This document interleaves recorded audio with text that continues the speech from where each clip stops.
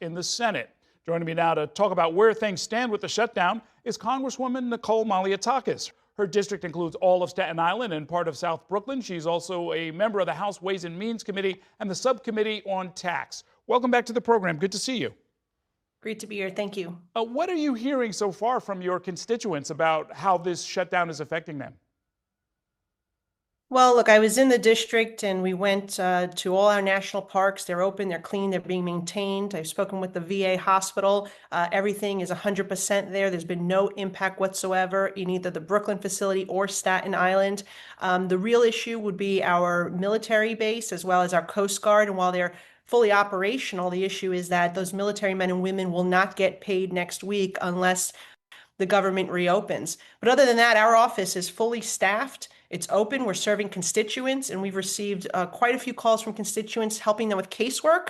But no one has particularly brought up any particular concerns other than they would like to see Senator Schumer give the 7 votes necessary on this clean extension of current funding levels to reopen our government.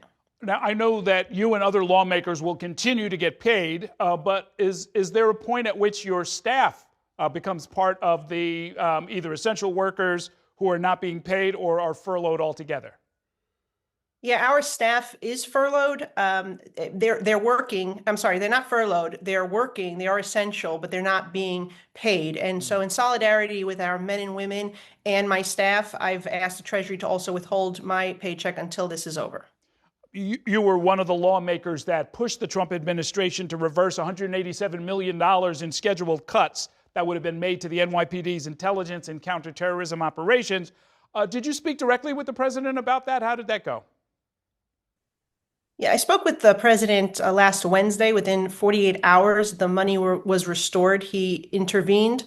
This was a bad decision by the Department of Homeland Security. They changed the formula in which these funding grants were going to be awarded, and as a result, New York and other states lost funding. It was a $187 million hit to New York.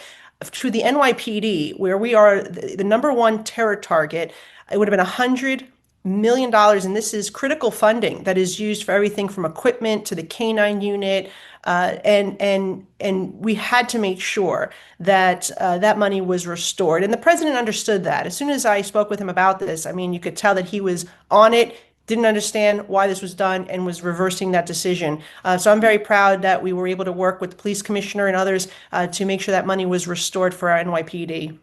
So maybe less urgent, but also important is, as we reported earlier, Governor Hochul is trying to make sure that New York gets $18 billion for the Gateway Tunnel and the extension of the 2nd Avenue subway.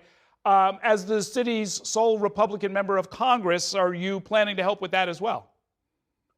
Well, I did vote for that infrastructure money, by the way. I helped pass that bill in a bipartisan manner. I do want to see our city and state get the money. What I'll say is that this is a result of the shutdown. Once the shutdown is lifted and we reopen the government, we will see that money flow once again. With regards to the MTA, I think there needs to be more accountability, more scrutiny. I would like to see a federal forensic audit of the MTA and how our federal dollars are being used. The MTA not only hit us with this congestion tax, which is operating in violation of federal law because the president rescinded the authorization to allow congestion pricing, but then they hit us with now another tax increase or fare increase on top of it. And so I think there should be more scrutiny before they receive the federal dollars to complete the 2nd Avenue subway. But look, I'll continue to work with my colleagues to deliver money for New York. But the bottom line here is Senator Schumer needs to give the 7 votes so we get the 60, because we only have 53 Republicans in the Senate, to reopen the government. As you know, this was a bill that he negotiated last year and then voted to extend it 3 consecutive times. The only thing that has changed here is President Trump is now president. We know that they want to give him a hard time. And AOC has basically threatened to challenge Senator Schumer, and he is afraid of the radical left flank in his party. That's the only thing that changed here. The bill is the same, and the funding levels are the same. But there's at least one other thing that has changed, which is the expiration of the subsidies for the healthcare premiums, right? Isn't that what this is all about? Those are going to all expire at the end of the year. Well, they're making it about that, but that has never been in this funding bill. That they set that timeline for expiration at the end of the year, but they should not be shutting down the government over that. We should reopen the government and then negotiate on those subsidies, which, by the way, I do agree that we need to address that issue. Mhm. The real problem, Errol, is that since the Affordable Care Act went into effect, the costs have skyrocketed. It was anything but affordable, which is why these subsidies that are tax breaks to the insurance companies, not to individuals.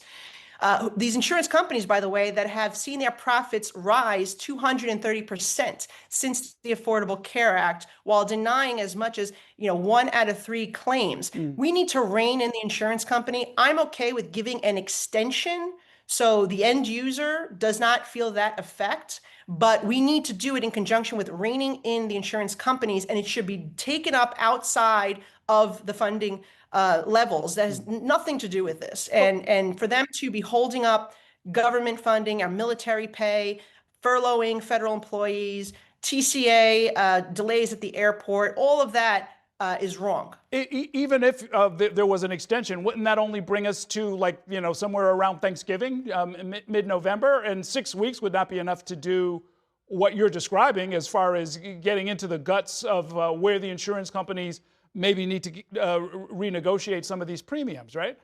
So the funding for our government lasts for 6 weeks. The subsidy for the health insurance expires at the end of the year. So that is why many of us have been advocating for a 1-year extension or maybe a 2-year extension so we can address the core issues. But I should remind people that the reason we have this problem is because the Affordable Care Act is not affordable, just like the Democrats told us it would be when they passed that law. This has, nothing to do with the funding of our government, which is completely separate. They're trying to add outside policy into this funding fight, and it is wrong, because if Republicans were trying to implement policy that was unrelated into a clean funding extension of our government, imagine the outcry from the media, from the public. So people should be holding Senator Schumer accountable here for not delivering the 7 votes on a bill that he negotiated the levels for last year and voted for 4 times before. Okay, we are going to have to leave it there for now. We're going to wish you the best of luck with or without paid staff as we try and see our way through however long this shutdown is going to last. Thanks for spending some time with us. Thank you. Okay, we're going to take